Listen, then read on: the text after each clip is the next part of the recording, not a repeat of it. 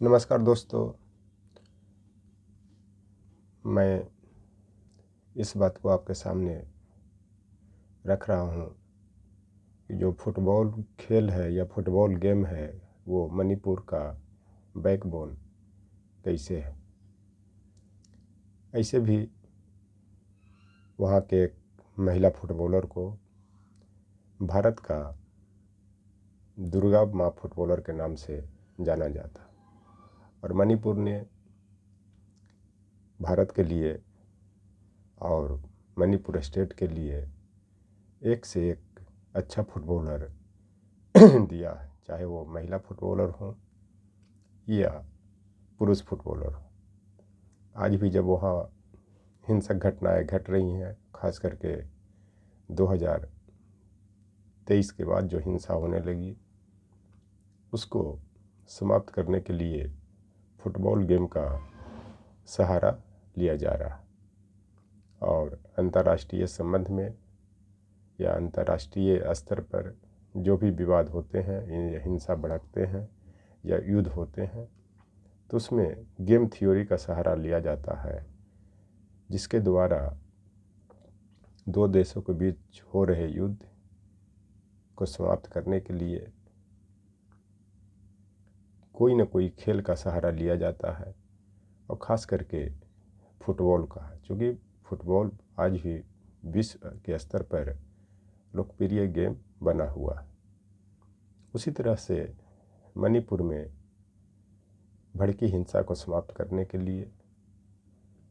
वहाँ के paramilitary forces, army के जो जवान हैं, फुटबॉल का गेम करा करके आपसी संबंध को जोड़ने का प्रयास कर रहे हैं। लेकिन यह बहुत ही दुख की बात है कि इस सरकार ने वहाँ पे इस तरह का जो हिंसा भड़काया और ख़ास करके आरक्षण के नाम पर, उसके कारण आज़ादी के बाद तो क्रांतिकारी कवि निराला जी ने जो अकाल और उसके बाद कविता लिखा था वो तो सही साबित हुआ ही था, लेकिन वह कविता आज भी प्रासंगिक बन गया। जो कविता की पंक्तियां हैं कि कई दिनों तक चूल्हा रोए, चक्की रही उदास, कई दिनों तक कानी कुतिया सोई उनके पास, कई दिनों पर भीत पर लगी छिपकलियों की गश्त, कई दिनों तक चूहों की हालत रही शिकस्त। इस कविता के अकाल और उसके बाद की कविता की इन पंक्तियों का चरितार्थ है कि आज़ादी के पहले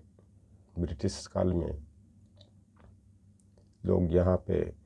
भारत के लोगों को चूल्हा जलाने तक की भी शक्ति नहीं होती थी, क्योंकि खाने की शक्ति नहीं होती थी, चक्की उदास रहता था, छिपकलियों भी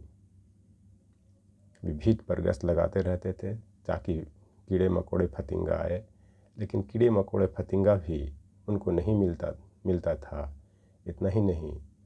जब दाना ही नहीं उपजेगा, फसल ही नहीं उपजेगा, तो फिर चूहा को भी कहाँ से भोजन प्राप्त होगा। उसी तरह से हिंसा भड़कने के कारण मणिपुर की कृषि व्यवस्था चौपट हो गई, लोग भूख मरने के कगार पे आ गए। यहाँ तक कि उनकी हालत इतना दयनीय हो गया कि और वो आक्रोशित होकर के एक दूसरे पर हमला करने लगे और हिंसा भड़क उठी, जो बहुत ही दुख की बात है। लेकिन मैं इस संदर्भ में मुक्तिबोध की कविता की दो पंक्तियां हैं, वो भी आप लोग के सामने प्रस्तुत कर रहा हूँ कि तू है मरण, तू है रिक्त, तू है वृत, तू है व्यर्थ, तेरा ध्वंस केवल एक तेरा अर्थ। मुक्तिबोध की कविता की इन पंक्तियों का अर्थ है कि यह सरकार के पास कुछ नहीं है, एकदम खोखला सरकार है, यह व्यर्थ सरकार है और एक न एक दिन इस सरकार का ऐसा ध्वंस होगा कि इसका सिर्फ एक अर्थ रह जाएगा कि बीजेपी की सरकार एक सरकार थी कि जिसने मणिपुर को इतना बुरी तरह डिस्टर्ब किया कि वहाँ के लोग आज दाने दाने के लिए तरस रहे। लेकिन फुटबॉल गेम के सहारा लेकर के वहाँ के जो आर्मी के जवान हैं या पैरामिलिट्री के जो जवान हैं एक दूसरे के बीच सांप्रदायिक सौहार्द स्थापित करने का प्रयास कर रहे हैं। और इतना ही नहीं, वहाँ के जो खेल हो रहे हैं उनके गांव के नाम पर ही या उनके क्षेत्र के नाम पर ही उनके टीम का नाम रखा जा रहा है। और यह बहुत ही सराहनीय काम है कि फुटबॉल फिर एक बार चर्चा में आ गया है। यह मणिपुर में ही नहीं, यह देश में ही नहीं, यह अंतर्राष्ट्रीय स्तर पर फिर एक बार फुटबॉल की लोकप्रियता बढ़ गई है कि किस तरह से यह फुटबॉल गेम शांति व्यवस्था स्थापित करने में सहयोग देता है, सांप्रदायिक सौहार्द को बढ़ावा दे रहा है, राष्ट्रीय एकता अखंडता को बढ़ावा दे रहा है। ये सबके सामने प्रस्तुत हो गया है। और इतना ही नहीं, इस गेम के माध्यम से जब मणिपुर के लोग एक दूसरे के सामने आएंगे, आपसी सौहार्द को बढ़ाएंगे,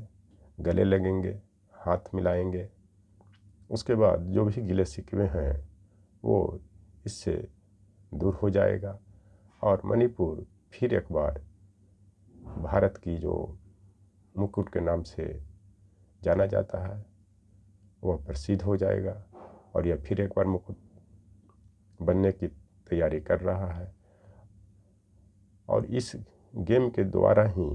मणिपुर में धीरे धीरे शांति स्थापित हो रही है। इसलिए मैं मणिपुर के लोगों को इसके लिए मैं धन्यवाद देता हूँ। और अच्छी बात है कि इस देश का एक स्टेट में शांति व्यवस्था स्थापित हो, क्योंकि जिस तरह से अगर किसी भी व्यक्ति का पड़ोसी अगर डिस्टर्ब होता है, अगर किसी भी पड़ोसी के बगल में रहने वाले अन्य व्यक्ति भी या अन्य परिवार भी डिस्टर्ब होता है, उसका असर वो पूरे पड़ोसी पर या आसपास के रहने वाले लोगों पर पड़ता है। उसी तरह से अगर मणिपुर डिस्टर्ब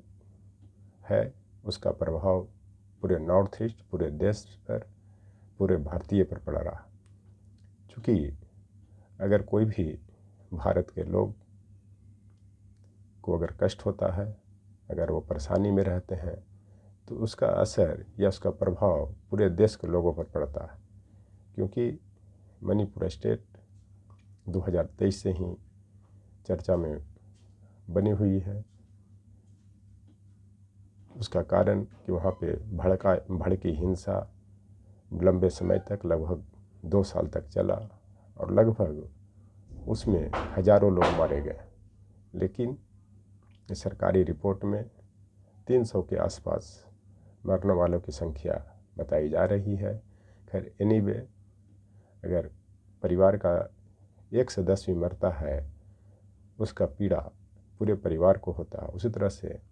मणिपुर के एक व्यक्ति भी अगर इस हिंसा में मारे गए हैं, उसका दुख पूरे देश को है। पूरे देश की जनता इसके लिए द्रवित हो उठा है। पूरे देश की जनता अशांत है। इसलिए पूरे देश की जनता और पूरे भारतीय का ये प्रयास रहा है, अभी भी है, कि मणिपुर में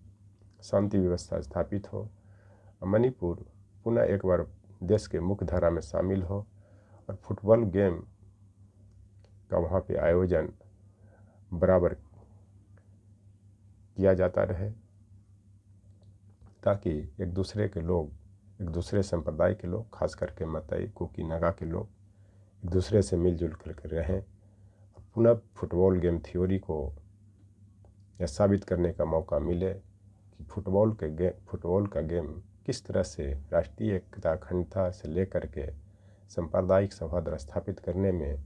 महत्वपूर्ण